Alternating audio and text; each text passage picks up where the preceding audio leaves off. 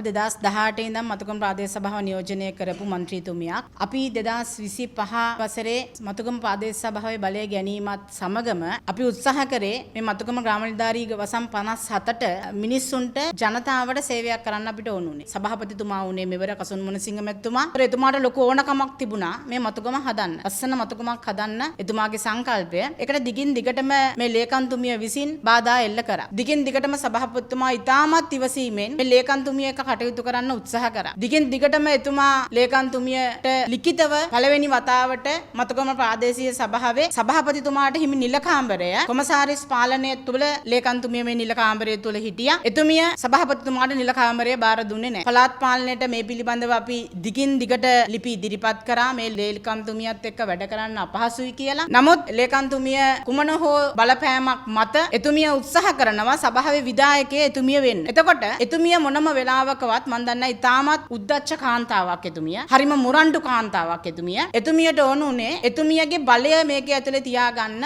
එතුමිය කැමති වුණේ නැහැ සභාපතිතුමාට බලය දෙන්න. මේක තමයි ලොකුම ගැටුමේ ආරම්භය සිද්ධ වුණේ. එතකොට 2025 මේ මතුගම ප්‍රාදේශ සභාවේ മന്ത്രിවරු ටිකට අපි 1,80,00,000ක් 85,00,000ක් වෙන් කරා ප්‍රාදේශ සභාවේ මධ්‍යගත මුදල්. එතකොට මේ මතුගම ජනතාවගේ බදු මුදල් මේ මතුගම ජනතාවගේ බදු මුදල් වලින් මාර්ග සංවර්ධනයට වෙන් කරපු මුදල දෙසැම්බර් 31 වෙනිදා වෙනකොට ආපහු යන නිසා එතුමියට ඔක්තෝබර් මාසේ තමයි මේ පාරවල් අපි මහ සභාව යෝජනාවට අනුමත කරන්න දැම්මේ. ඒ අනුමත වුණා ඔක්තෝබර් මාසේ සියලුම පක්ෂ විපක්ෂ 33ක් ඉන්නව മന്ത്രിවරුන්ගේ ඒකමතික ඡන්දයෙන් මේ පාරවල් වලට මුදල් අනුමත වුණා. නමුත් ඒ අනුමත වෙච්ච මුදල දෙසැම්බර් මාසේ 22 වෙනකම්ම තියන් ඉඳලා මෙතුමිය කියනවා කරන්න බෑ මේවා සභා පාරවල් නෙමෙයි කියලා. ඊට පස්සේ දෙසැම්බර් මාසේ 26 තිබුණු මහ සභාවේදී මේක ආපහු කතා කරලා එතුමියට පක්ෂ විපක්ෂ සියලුම മന്ത്രിවරු පැහැදිලි කරා ප්‍රාදේශීය සභාවේ පනත අනුව 23 වෙනි වගන්තිය අනුව ප්‍රාදේශීය සභාවට බලයක් තියෙනවා. තම බල සීමාව තුල තියෙන පෞද්ගලික පාරක් වුවත් සංවර්ධනය කරන්න. සභා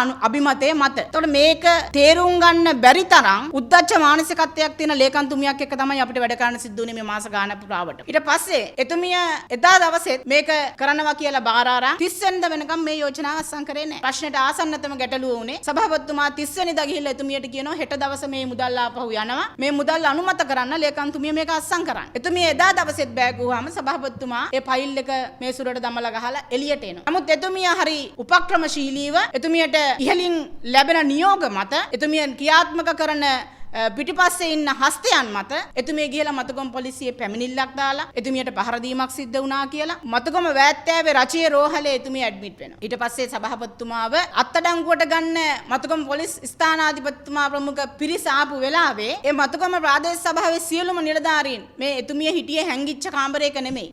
ඒ කාමරේ එළියේ ඉන්නේ ඔක්කොම රාජ්‍ය නිලධාරීන් 40ක් විතර ඉන්නවා. ඒ ඔක්කොගෙම සාක්ෂි සටහන් කරගන්න මතුගම පොලිසියට වෙලාවක් තිබුණේ නැහැ. හැබැයි 6 දෙනෙක්ගෙන් සාක්ෂි සටහන් කරගත්තා. සාක්කිය වලට අනුව එතුමියට පහර දීමක් සිදු වුණේ නැහැ. වාක් ප්‍රහාරයක් විතරයි වචන හුවමාරුවක් විතරයි එතන ගියේ කියලා සාක්කි දුන්නා. ඒතකොට සභාපතිතුමා අත්අඩංගුවට ගන්න කිසිම හේතුවක් නැහැ. නමුත් අපි දන්නවා මේකේ පිටිපස්සේ ඉන්න දේශපාලන හස්තයත් එක්ක එතුමිය කිසිම රෝගයක් නැති පැන්ඩෝල් පෙත්තක්වත් රජයේ රෝහලෙන් මතුගම නොලැබිච්ච මේම ලේකම්තුමියෝ මාරු කරනවා නාගඩ රෝහලට. මාරු කරලා උත්සාහ කරේ සභාපතිතුමාගෙන් මේක දේශපාලනික පලි ගැනීමක්. ඒක බය නැතුව කියනවා මේකට හේතුව තමයි මොකද මේ පහුගිය ප්‍රාදේශීය සභා බලය අපි ගන්න වෙලාවේ අපිට ආරාධනා කරා පවතින ආණ්ඩුවෙන් ඒගොල්ලොත් එක්ක එකතු වෙලා මේ සභාව පිහිටවන්න. හැබැයි ඒකට අපිව පත් කරපු ජනතාවගේ මතය ඒක නෙමෙයි නිසා අපි ඒකට විරුද්ධ වුණා. ඒ බලපෑම වෙන්න ඕනේ මෙතන ක්‍රියාත්මක වුණේ.